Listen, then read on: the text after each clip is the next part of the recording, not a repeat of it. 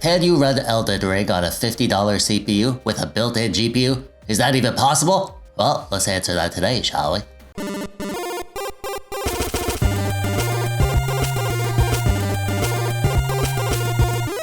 Oh hey, I'm TechDweeb. How you doing? Thank you for clicking on the video. Today we're taking a look at Elden Ring, running on the famous Athlon 3000G. It's not famous because of its amazing performance. With only 2 cores and 4 threads running at 3.5 GHz, this little guy isn't gonna blow anyone away. It's not famous because of the integrated Vega 3 graphics. Sure, it can let you play games without a graphics card, but lots of APUs can do that. And much better, I might add. It's not even a 35-watt TDP, so this thing can run even in low-power systems, and it runs very cool. No, it's famous because of the price tag. This is $50. $50 for a CPU and GPU, and you can even overclock it. Now, you will definitely get better performance out of a 5600G or even an older APU like a 3400G or even a 2200G. Actually, I just got my hands on a 2200G. I'm gonna be doing a video on that soon, so get subscribed so you don't miss it. So yeah, you won't be able to beat those APUs, but this is $50. And it even comes with a cooler. I built this no GPU PC with this processor. There's a link to that video in the description below. But it's pretty amazing. This APU costs less than the price of a new game. And like Elden Ring, this is a new game, and I bought it and it cost me more than this processor with a built-in graphics card. So can the 3000G even play Elden Ring? Well, let's answer that right now. Alright, well, the game launched. That's a promising start. I don't know what to expect here, to be honest. This $50 APU keeps on surprising me with the performance you can get for the cost of entry, but this is a brand new game after all, so I have high hopes that we'll be able to find a way to make it work, but I have my doubts. Let's start off really easy. We're gonna go right down to 720p with the lowest possible settings. What do you think? Will this be playable? Oh, look at that. We're getting the FPS in the high 20s, maybe low 30s. Let's call it, I don't know, 28 FPS. That's not the worst thing in the world. What is the worst thing in the world is those shadows though. Look at them jumping around like that. That's freaking gross. Hey, at least it's playable, and it's running at stock speeds. No overclock. Yeah, the game doesn't blow me away or anything without any anti-aliasing and those disgusting flickering shadows. It's not gonna win any awards for visuals or anything, but at least you can play it. That's good news. I bet we could tweak this to get it looking and running even better. So let's do some tests. Our baseline 720p low, from this camera angle, we're getting 27 FPS. First, I'll apply my overclock settings. I bumped down my typical overclock for this APU just because I didn't want to deal with any stability issues while I was recording. So I'm running at 4 GHz on the CPU at 1.275 volts and 1675 MHz on the GPU clock at 1.15 volts. So how much does an overclock change things?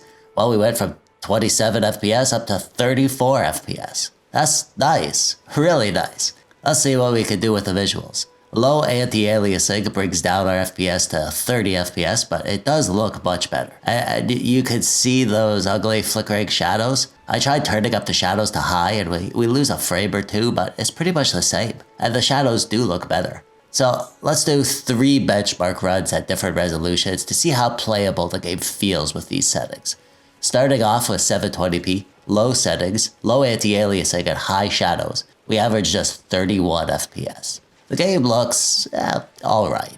I was hoping for higher FPS, to be honest. The lack of anti-aliasing combined with 720p is a pretty darn ugly combination.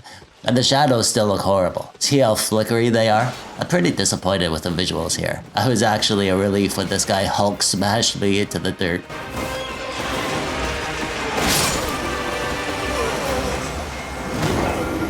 Going up to 900p was a big help. We went down to around 29 FPS, so we didn't really lose much performance from the jump in resolution. And the game looks way better. Still pretty jagged without the anti-aliasing though. And those darn shadows. Can you see how they're like flickering and jumping around? I just can't stand that. Well, maybe we can solve that in a bit. Let's see if playing at 900p can let us get sweet revenge on this big jerk.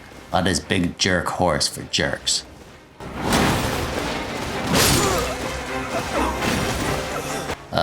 Nope. Okay, I want to push the settings up a bit here. we're gonna run at 1080p with low anti-aliasing and we'll keep the shadows on high. And wow, does this ever look better. It actually looks really good.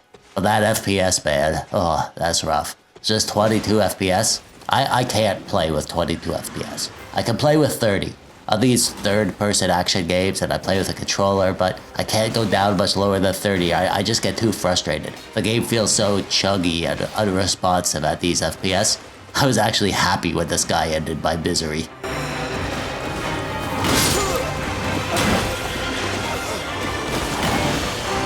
So after all these tests, I thought I might have found the sweet spot. 720p, low settings, low anti-aliasing, high shadows, averaging around 32 FPS. I tried to play like this, but after a minute it became super obvious that the resolution was too low. It was super ugly and I couldn't see anything in the distance, which is kind of important in this game for exploration. So I bumped it up to 900p and we averaged about 29, 28 FPS, which is playable and it felt pretty good. But those darn shadows, they really look like garbage. They're still all flickery. So I went on a quest to try and solve it. I tried all the presets to see where the shadows looked best, and then I tried all the settings that have to do with lighting and shadow and going between the presets, and eventually I found out that for the flickering shadows, it's not a setting to do with the light or the shadow at all. It's the anti-aliasing. Apparently in this game, the anti-aliasing also applies to the game's shadow textures. So after a gauntlet of settings tweaks, the final settings config that I went with was 900p, low preset with anti-aliasing set to high, and shadow quality set to high. I would lower the shadow quality if I could for some extra performance, but the difference is pretty negligible in terms of performance, and the game looks so much better with the shadows on high. So I'm pretty happy with this. We're getting between 29 to 32 FPS with these settings. This is with the overclock on, of course. And this is a sweet spot. I'm actually relieved that I was able to get the game running so well and looking this good. So the rest of the video will be in these settings. I'm gonna give you a few minutes of uninterrupted gameplay, just so you can see me weeby how the game looks and feels without my voice droning on over top. And then I'll chat a bit about what I think of the game, so stay tuned for that. But first, here's some gameplay. Enjoy!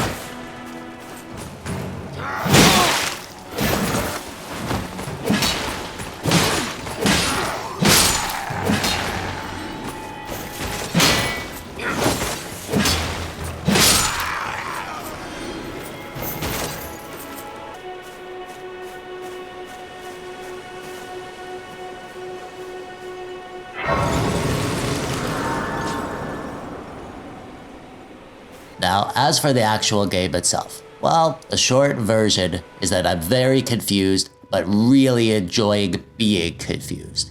I mean, these games are supposed to be confusing, I think.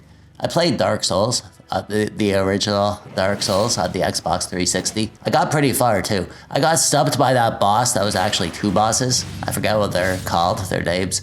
There was a fat one and a skinny one. That's where I rage quitted and gave up on life. After that, I played Dark Souls 2 and 3 on the PC. I didn't get very far in either of them, but I gave them a fair chance. Maybe 10 hours deep on each of those. I do really like the Dark Souls games, but the world and lore didn't pull me in.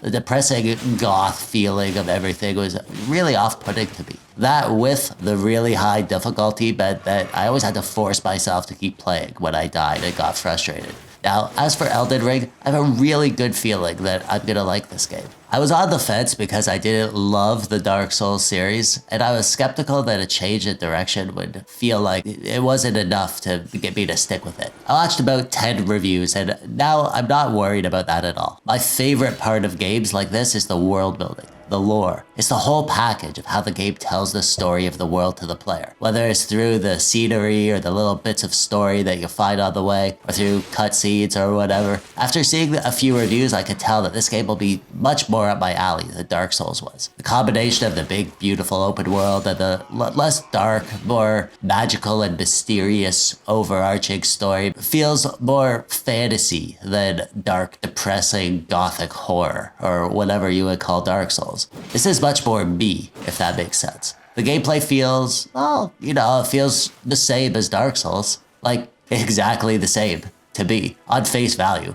I haven't gotten very far in the game, so I expect as I get better and level up and get new gear that the subtleties of the combat mechanics and exploration in this game will make me understand what sets this game apart from other From Software games. And I'm looking forward to getting deeper into the game and giving it a fair chance to wow me. What has wowed me so far is the beauty of the game. Not just the graphics, but the world itself. There's a lot of mystery here that I'm looking forward to engaging with. And this is going to be my main go-to video game for the next few weeks. And who knows, maybe I'll get sucked in and put in 60 or 100 hours like the dweebs who fell in love with this game. I hope that's the case, because I feel like I should love this game, whatever that means.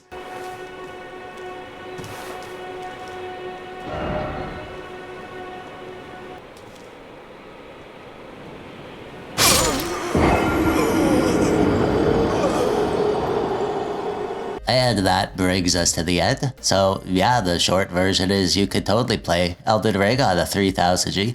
You'll get much better performance if you overclock it. And make sure you put on the anti-aliasing to high, because if you don't, those shadows look like garbage.